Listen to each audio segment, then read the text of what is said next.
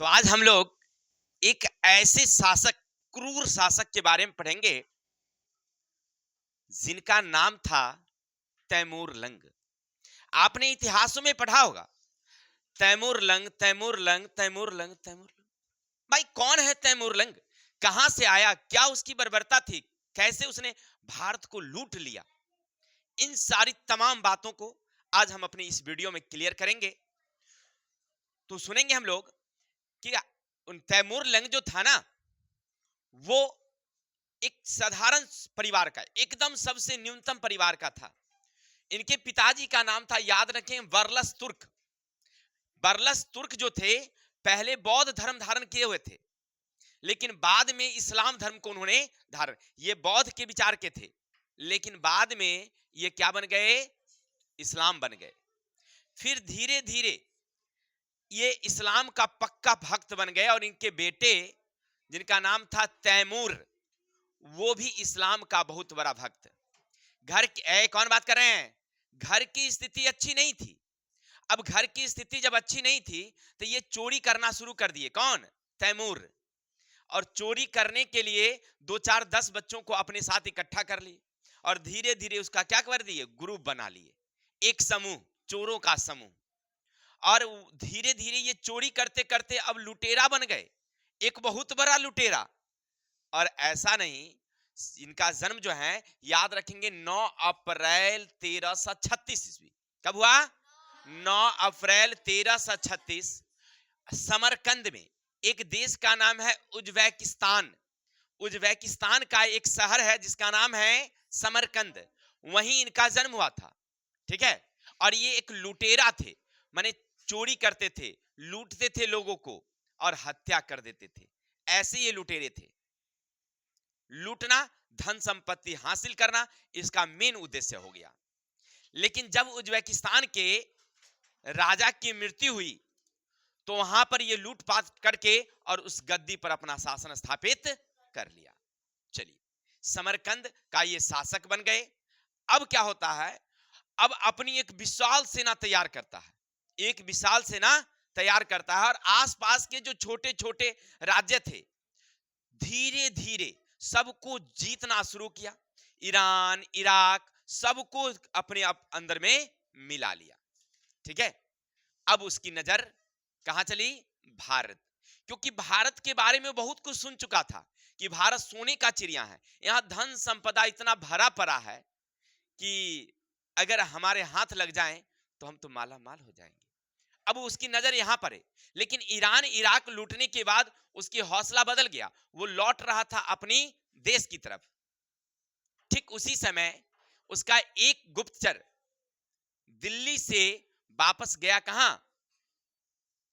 तुर्क, यानी किसके पास? तैमूर लंग के पास। और तैमूर लंग को कहा कि हम अभी दिल्ली से आए हैं। दिल्ली के जो शासक थे फिरोज शाह तुगलक, जिनकी मृत्यु 1388 ईस्वी में हो गई, और उनके मरने के बाद राज्य में अराजकता फैल गया है। उनके बेटे, उनके पोते आपस में लड़ रहे हैं और मात्र 10 वर्ष के समय में ही, 1388 से 1398, इस 10 वर्ष में 5 बार राजा हो चुका है। बंगाल, बिहार, अलग अलग प्रदेश, सब दिल्ली से अलग हो चुका है, सब आपस में ही लड़ रहे हैं। यही मौका है कि चलिए, ए लड़के, नहीं सुन रही है? यही मौका है कि आप उस पर आक्रमण करिए और दिल्ली को जीत लिया जाए। तैमूर का अर्थ होता है लोहा और लंग का अर्थ होता है लंगड़ा। ऐसा कहा जाता है कि उसके एक युद्ध में उसने अपनी पैर को गंवा दिया था। ठीक है, यानी वो खुद लंगड़ा था, लेकिन फिर भी उसने हौसला रखा कि चलो अब दिल्ली की तरफ। अपने मंत्रियों को बुलाया और उसने कहा कि हम लोग दिल्ली कूच करते हैं। उनके मंत्री ने सलाह दिया कि नहीं, अभी हम लोग दिल्ली नहीं चलेंगे, क्योंकि दिल्ली की जो राजा है ना, उसके पास एक विशाल सेना है, खास करके हाथियों की सेना है, और हाथियों की सेना के साथ मुकाबला करना अभी हम लोगों के बस की चीज नहीं है, इसलिए हम लोगों को लौट जाना चाहिए। लेकिन तैमूर लंग ने एकदम इरादा पक्का कर लिया कि नहीं मुझे चलना है। समरकंद में उन्होंने 90,000 सेना को इकट्ठा किया, 90,000 सेना और 1.5 लाख घोड़े। 90,000 सेना का दुगना, सेना जितना रहेगा उसका दुगना घोड़ा होना चाहिए, और उस पर शस्त्र सामग्री लोड किया। और समरकंद से भारत की दूरी 1,000 किलोमीटर थी। बीच में पहाड़, पठार, नदियां, मरुस्थल, इन सारे चीजों को पार करना, पथरीली सड़कें, यहां तक घोड़ा चलने में असमर्थ था। ऐसा कहा जाता है कि बहुत सारे उनके घोड़े पहाड़ियों से लुढ़क करके मर गए, बहुत सारे सेना मर गए। तैमूर लंग को भी नीचे पैदल चलना पड़ा, ऐसा रास्ता था। किसी तरह से चलते चलते वह 3 महीनों बाद समरकंद से कहां पहुंच गया? दिल्ली। अब जब दिल्ली वह पहुंचा और सिंधु नदी के किनारे अपनी पहली पड़ाव डाली, लूनी में जगह है लूनी, लूनी में अपनी पड़ाव डाली, दिल्ली में तो खलबल मच गया। सबको लगा कि अब तैमूर लंग कहां आक्रमण करेगा? भारत में आक्रमण करेगा, दिल्ली पर आक्रमण करेगा। सबसे पहले वहां बगल के जो राज्य थे काबुल के, वो लोग आक्रमण किए। तैमूर लंग उसे क्षण भर में हरा दिया। अब उसका सामना होना था दिल्ली में। दिल्ली के शासक उस समय थे नासिरुद्दीन मोहम्मद शाह। कौन थे? नासिरुद्दीन मोहम्मद शाह, तुगलक वंश के शासक थे। और उनके मंत्री थे मल्लू खान। मल्लू खान ने कहा, विचार किया कि कैसे तैमूर लंग से जीता जाए। उसके पास 90,000 सेना है, हमारे पास मात्र 40,000। दिल्ली के शासक को कितनी सेना थी? मात्र 40,000। 10,000 घोड़े थे, वहां 1.5 लाख घोड़ा, यहां कितने घोड़े? मात्र 10,000। लेकिन हमारे पास 120 हाथियां थी, जो बलशाली बड़े बड़े हाथी थे, जिसकी सहायता से बड़े बड़े युद्ध जीते जाते थे। बस दिल्ली के शासक का एक इरादा था कि हाथी की सहायता से हम युद्ध जीत सकते हैं। इसलिए मल्लू खान ने नासिरुद्दीन मोहम्मद शाह को कहा कि आप ऐसा करें, अचानक हम लोग तैमूर लंग के कैंप पर हमला करेंगे और उसे जीत लेंगे, है ना। लेकिन तैमूर लंग कोई छोटा मोटा खिलाड़ी तो था नहीं भाई, तो बहुत बड़ा खिलाड़ी था। वो क्या किया, दिल्ली के एक सैनिक को अपहरण कर लिया, करके उसे टॉर्चर किया गया, उसे काफी प्रताड़ना किया गया। अंत हुआ पूरे योजना को उगल दिया कि आप लोगों पर अचानक हमला किया जाएगा और आप लोगों को जीत लिया जाएगा। तैमूर लंग अपनी अचानक हमला से बचने के लिए पहले से तैयारी कर रखा था कि कभी भी हमला होगा हम लोग तैयार रहेंगे। वही हुआ।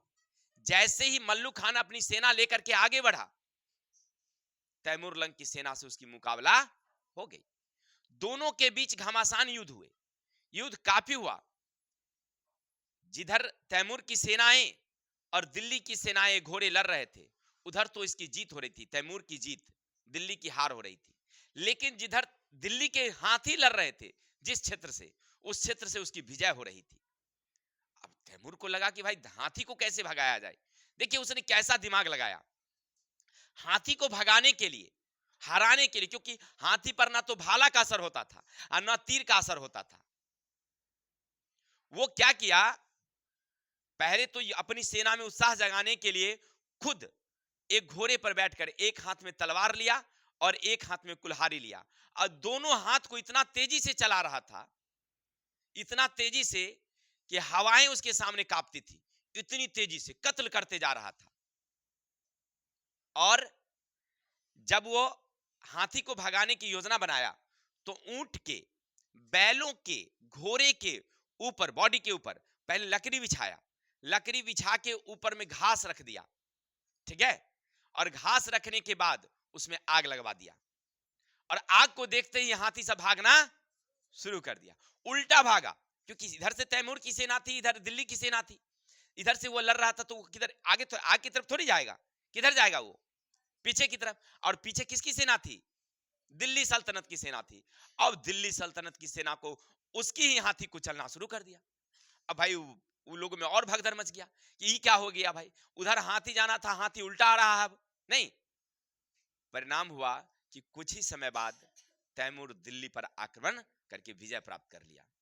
देखिए अब विजय तो प्राप्त कर लिया, लेकिन उसका इच्छा नहीं था कि हम दिल्ली में रहें, उसकी इच्छा था केवल दिल्लियों को लूटना।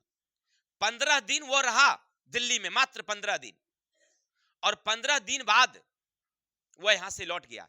लेकिन इन 15 दिनों में दिल्ली की गलियों में हर एक घर में जा जाकर जितने सोने चांदी हीरे जवाहरात सारा को लूट लिया, दिल्ली का खजाना लूटा, और 15 दिन बाद लौट गया। लूटना ही इसका मूल उद्देश्य था। यानी तैमूर लंग भारत क्यों आया था? लूटने के बाद। उसके बाद जो तुगलक वंश था उसका अंत हुआ, और उस ये जो तैमूर लंग थे उसके ही एक मंत्री ने दिल्ली सल्तनत पर फिर से एक नई शासन व्यवस्था स्थापित की। तो आप पढ़ रहे थे तैमूर लंग की जीवनी, ठीक है। और इसकी मृत्यु याद रखेंगे फरवरी 1405 ईस्वी में, 1405 ईस्वी में हो गई। तो हम लोग पढ़ रहे थे तैमूर लंग की कहानी, और जानते हैं अपने जीवन काल में वो 2 करोड़ लोगों को मारा है। जहां भी वो जाता था मतलब युद्ध करने, सिर की ढेर बना देता, सिर का महल बना देता था, इतना काटता था। केवल दिल्ली में जब वो आया था तो दिल्ली पर आक्रमण से पहले जो आसपास के इलाके को जीता था, 1 लाख लोगों को बंदी उसने बनाया था। और 1 लाख बंदी को जब वो बना करके रखे हुए था, और दिल्ली पर जब आक्रमण करने का जब उसका विचार आया था मन में, तो उसके मन में एक और ख्याल आया कि ये बंदी भारतीय हैं। अगर हम लोग दिल्ली पर आक्रमण करेंगे, हमारे पास 90,000 सेना है और ये बंदी 1 लाख है। अगर इसके मन में कहीं इस तरह का भाव आ गया, देश प्रेम की भावना जग गई, तो दिल्ली की सेना की मदद करेगा, तो उस समय हमारे लिए एक दूसरी आफत खड़ी हो जाएगी। इसलिए पहले इसको मार दिया जाए। और अपने मंत्री को आदेश दिया कि इन सारे लोगों को मार दिया जाए, और जो मारने में पीछे हटे उसको भी मार दिया जाए। परिणाम हुआ, कुछ ही क्षणों में, कुछ ही समय में 1 लाख लोगों को एक साथ कत्ल कर दिया गया। इतनी बर्बरता शायद किसी राजा ने ना किया हो। 1 लाख लोग 1 मिनट में खत्म। ऐसी बर्बर थे कौन? तैमूर लंग। और अपने जीवन काल में कितने लोगों को मारा उसने? 2 करोड़। कितने? तो अभी पढ़ रहे थे आप तैमूर लंग की जीवनी। इनका जन्म कब हुआ? 9 अप्रैल, ठीक है, 9 अप्रैल 1336। जगह कहां है? समरकंद के उज्बेकिस्तान एक देश है, वहीं एक जगह है समरकंद। इनके पिता का क्या नाम था? वर्लस तुर्क, ठीक है। जब वो दिल्ली पर आक्रमण किया तो दिल्ली के शासक कौन थे? नसीरुद्दीन मोहम्मद शाह। और उसके मंत्री कौन थे? मल्लू खान, ठीक है, मल्लू खान। कोई दिक्कत? तो आज के लिए इतनी ही। कल मिलेंगे हम लोग नेक्स्ट वीडियो के साथ। तब तक के लिए जय हिंद, जय भारत।